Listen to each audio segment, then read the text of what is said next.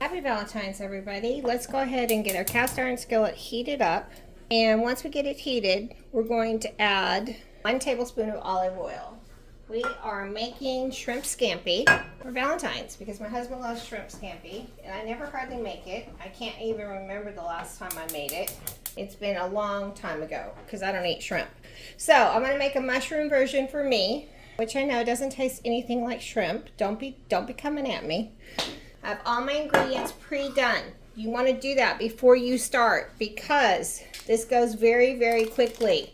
You do not want to get yourselves hot with your pants down. So what you're going to do ahead of time is you're going to get your shrimp, make sure they're clean, deveined, and detailed, and everything else. Got some big guys here. You're going to get yourself a 1.5 cups of dry white wine, teaspoon of Italian seasoning, 2 tablespoons of fresh minced garlic, half of a fresh lemon, 1/2 cup of butter, and 1 tablespoon of chopped parsley, plus a 1/2 cup of grated Parmesan, which goes on last. Now we're going to add our tablespoon. I'm just going to guess it. For those of you that are more anal, measure it. Put one of my shrimpy in here and see if it's ready.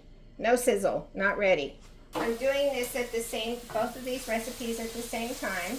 With mushrooms, it's heating up, takes a little bit. Cast iron skillets take forever to heat up, but once they heat up, boy, are they hot.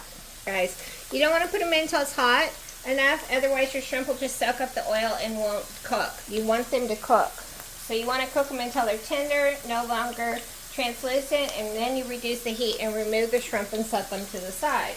I see our oil starting to pop. Okay, let's put these babies in here. These are the large ones. I wouldn't call them the giant ones, but they are the large ones. Also on shrimp, if you don't know this, you need to rinse them or defrost them if they're not totally defrosted in cold water, not in warm water. Okay, let's turn these babies over. Shrimp cooks really fast, guys. Do not overcook them. They will become a rubber band. It calls for 1 pound of shrimp. We're going to remove this stuff from our skillets before we do the next step.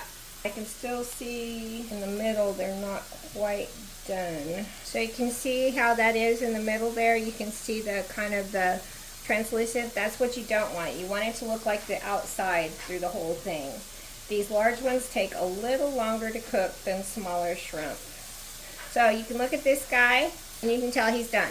So is he. This is also easier if you have larger shrimp to take out the ones that are finished. Now we're going to turn our temperature down and hold on, let me get my mushrooms out of here. Okay, turn the heat down and now we're going to add garlic to this.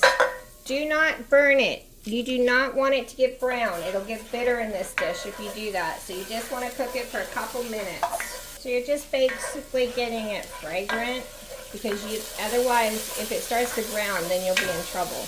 Okay, this looks like it's done.